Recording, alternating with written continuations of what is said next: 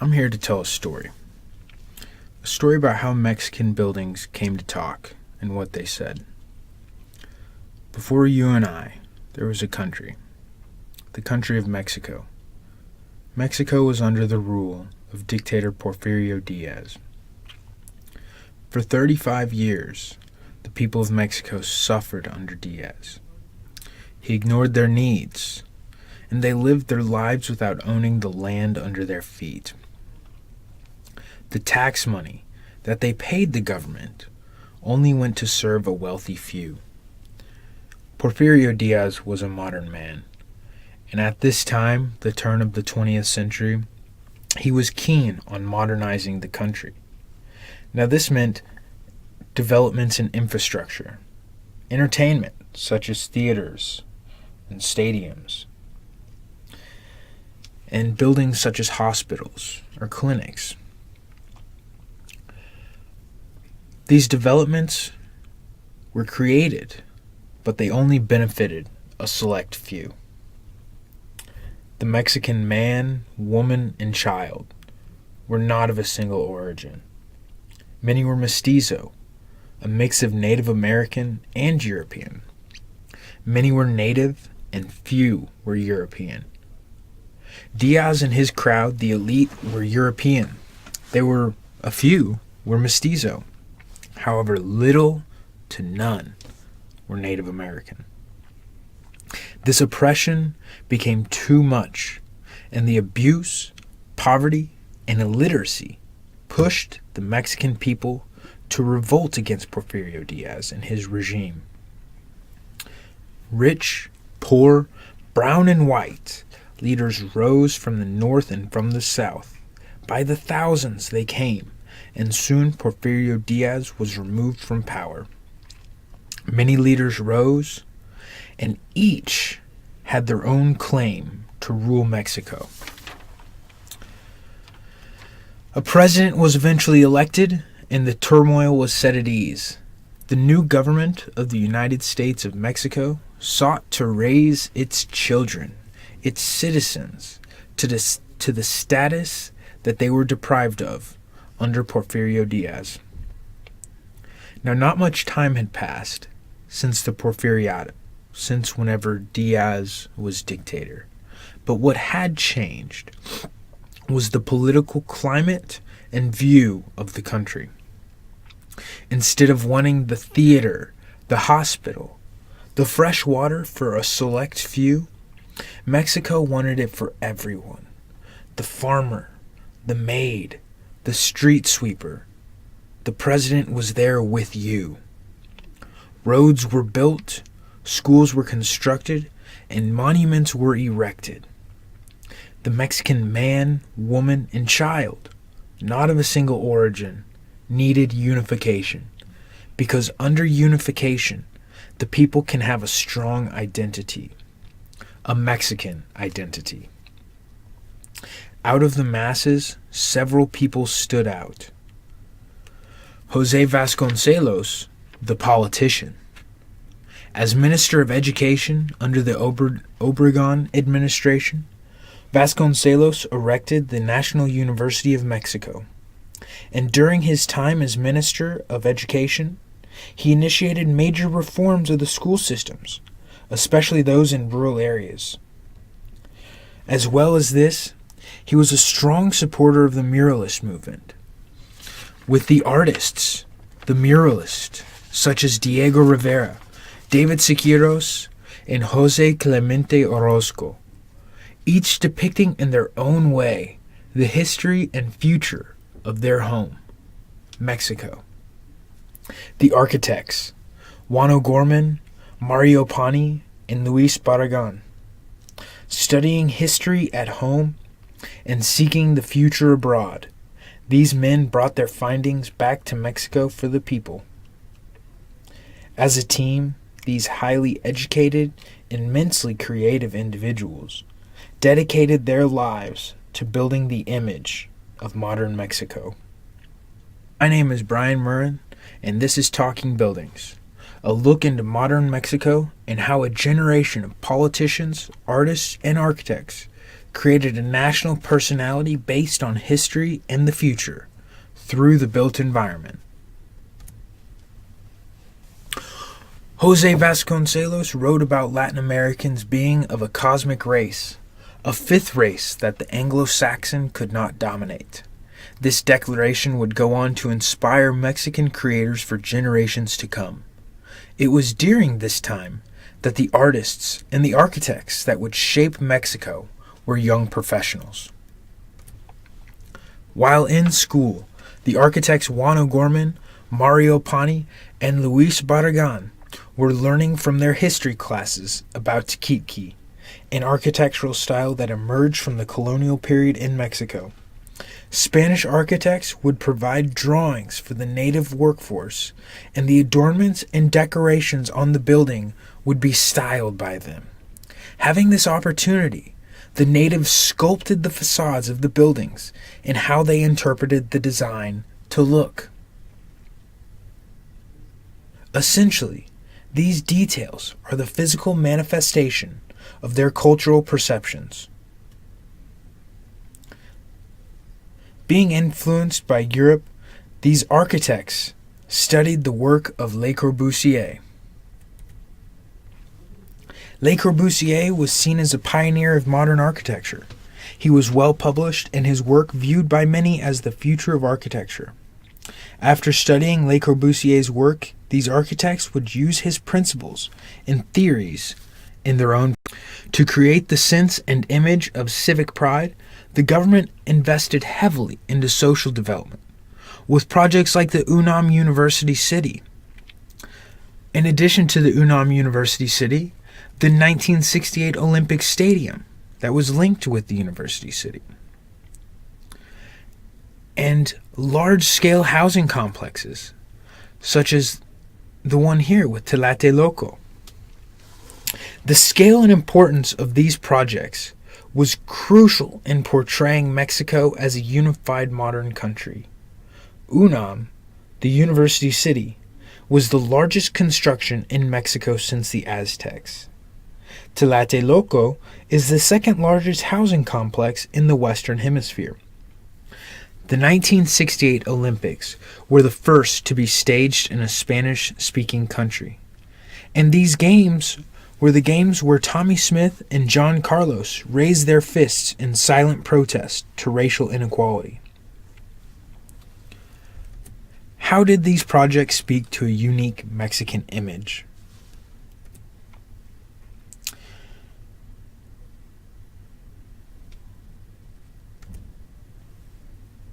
As a large project, the University City of UNAM was worked on by many architects and artists. Among these were Mario Pani on the urban scale, Luis Barragan, who was in charge of the pavers in the ground, for lack of better words, and Juan O'Gorman, along with David Siqueiros, who did work with murals, as well as Juan O'Gorman. Mario Pani, in charge of the overall plan, designed with an eye towards Le Corbusier. The buildings were required to show Le Corbusier's theorized 5 points of modern architecture. These 5 points were pilotis.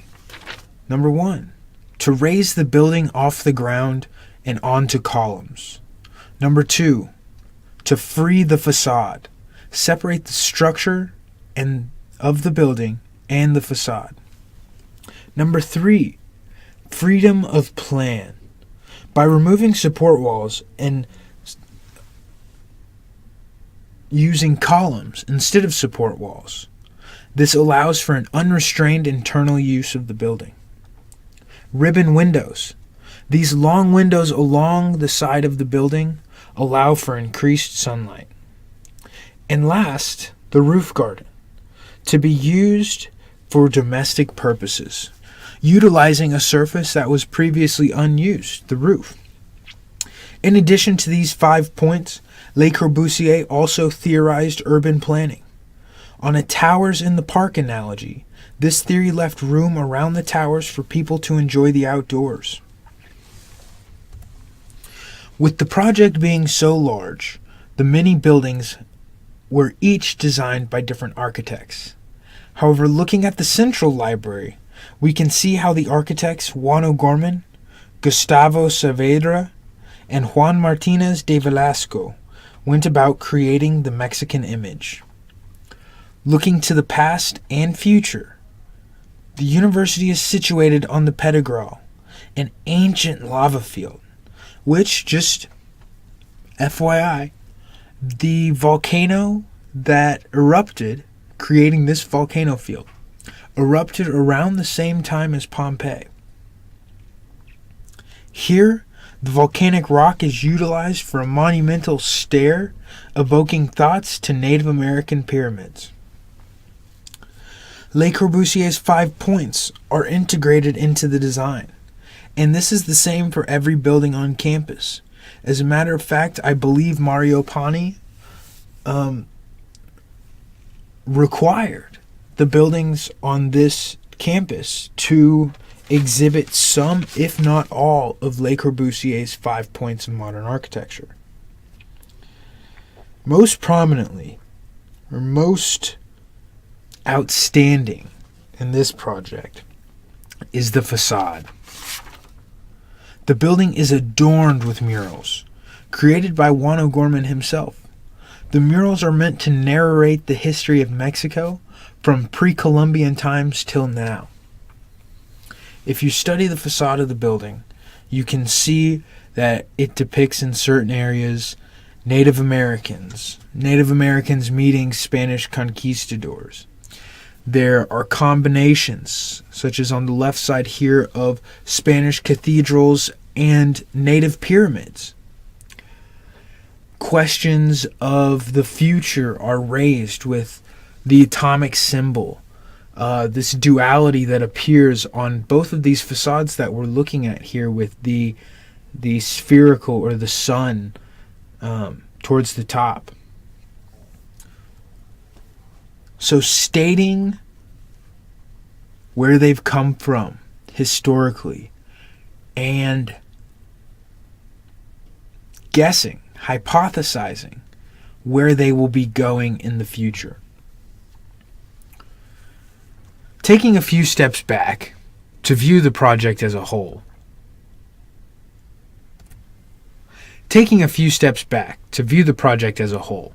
We can see how the tower in the park theory was put to use here. As they removed the volcanic rock, they put most of it back in select places for paving and walls, like around the library. Luis Barragan didn't get to design a building for the UNAM University. Okay. But his retribution came in the fact that he was commissioned to be in charge of and design all of the floor surfaces throughout the campus. And so this grid we see down here around the refectory and the library, on the other side of the word university, that was designed by Luis Barragan. And the stairs made of volcanic rock was Luis Barragan. Luis Barragan is also known for using volcanic rock in his houses that he designed and in his garden. At his house in Mexico City, when you enter into this zone of transition. The floor in the zone of transition is volcanic rock, as well as with his garden across the street.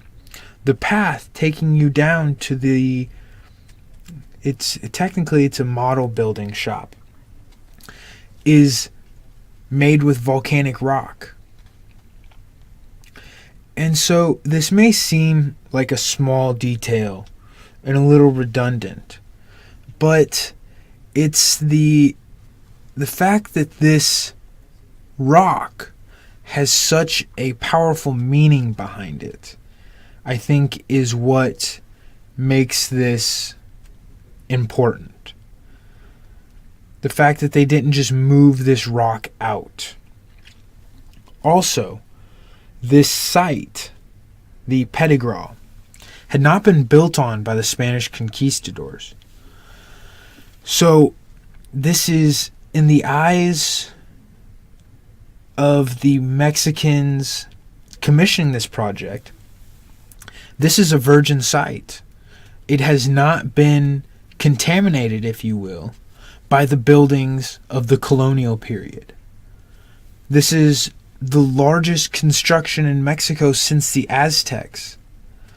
So depending on how you look at it, this could be seen as, I mean, a continuation of the Aztec Empire. I mean, that might be a little out there, a little too far out there possibly. But using similar means of construction, the stone, and then like around the library, stacking the stone for the walls, on a site that has not been, knows no memory of the Spanish conquest, and an extremely large scale project. Also, I do not have an image of it, but there is this ruin called Monte Alban. It's near Oaxaca, Mexico. If you get a chance, look it up. Because this, with the terrace steps and the locations of buildings, looks very much like that. So even in the imagery from the aerial camera, this evokes this awareness. If you have seen these things, you will feel something looking at this plan. This awareness of an ancient connection as well as a modern connection with the towers in the garden or in the park analogy. They're both here, both present. The Olympic Stadium, a beacon of pride for the Mexican people. When you encounter the complex, you are confronted with a primal form, similar to those built by the Aztecs. Or maybe it looks more like a volcanic mound to you.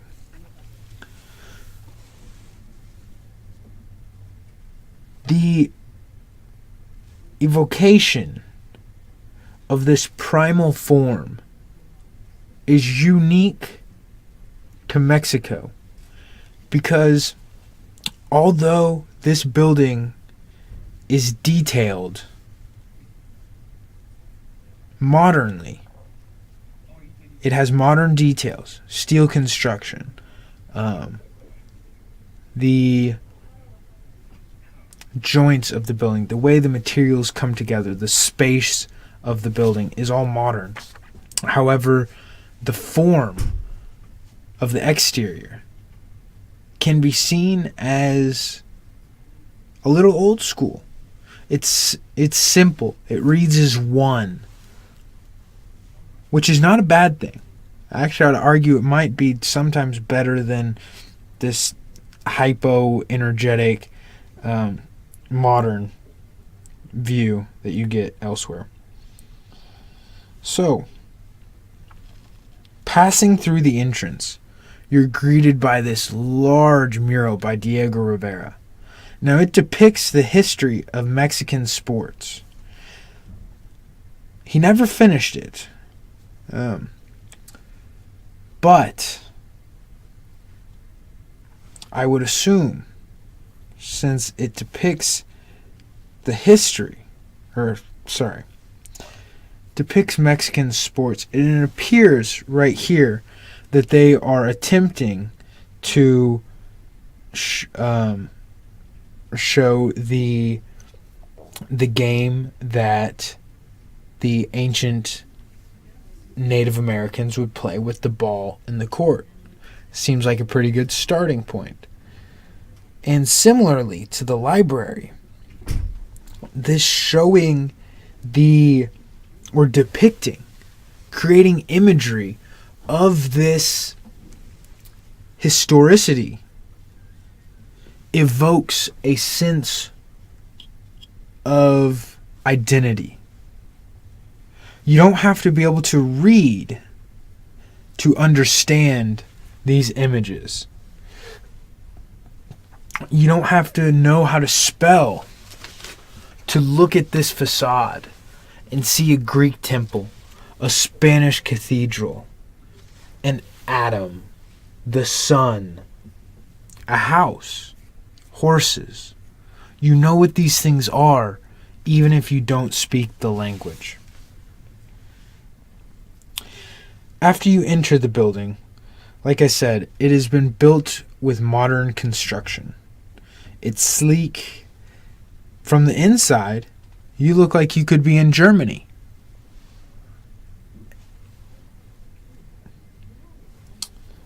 What is important with this stadium, the thing that makes it outstanding, is the form and the murals on the exterior of the building. And also touching on the form very quickly and how evocative it is as a volcano, as a pyramid. The form of the central library may look like a dumb box, and it may be, but the singularity of this form, the rectangular prism in all of its glory, is a form that ancient civilizations have used, maybe with some slight modifications. Maybe it's been more of a truncated pyramid, more so than just the straight lines on either side. However, this evocation of a singular figure or form is consistent throughout these projects and helps to convey this lineage with primal native cultures. Apart from the university, another large project was the Tlatelolco housing complex. Now, this housing complex, the massive undertaking that it was for the Mexican people, and it was for many, many Mexican people. Maybe some of the illiterate people lived here, some of the extremely poor, some of the middle class. Many people lived here, many people of different backgrounds. So, this project is situated around a plaza, the Plaza de las Tres Culturas. The site includes pre-Columbian ruins, a Spanish colonial church, and it is surrounded by this modern housing complex designed by Mario Pani. Here the imagery of Mexican culture is a little more apparent than in the previous examples, and it's quite literal. Here you have the three cultures. As I have said, and I don't mean to be redundant, but it is almost as if they are combining here in a heterogeneous mix. You have in one cocktail the modern housing complexes focused on social issues of where do people live, how do we get them housing, how do we get them a safe and healthy place to live. You have the Spanish cathedral, the convent, the Spaniards looking to convert the indigenous people. And right across from that, you have the indigenous pyramid. The indigenous pyramid may have been the house of a noble, or maybe it was for ceremonial purposes. Either way, these three buildings and building types do a very good job. They do a good job at depicting society from the point in time that these three cultures inhabited this space. As a newly established country, with the many people not of a single origin, the men, women, and children of modern Mexico needed an identity. The power to do this laid in the hands of politicians, artists, and architects. The decisions these individuals made shape how we see Mexico today. The decisions to build modern buildings and cover the facades with murals is a simple enough decision, but getting to the point and making those critical decisions. Are you actually going to do that? Are you serious? Getting past those points and doing it and making it your own, making it the identity, using it as a vehicle to fuel the identity of the country, is what these individuals did. The act of communicating relies on two things: what is said and what is heard. When you hear about Mexico, I hope instead of this, your mind and your thoughts go to this. It's not simple. A lot of things happen. How you decide to communicate yourself to the world is what can distinguish you from the rest. Thank you for listening. My name is Brian Murren, and this has been Talking Buildings.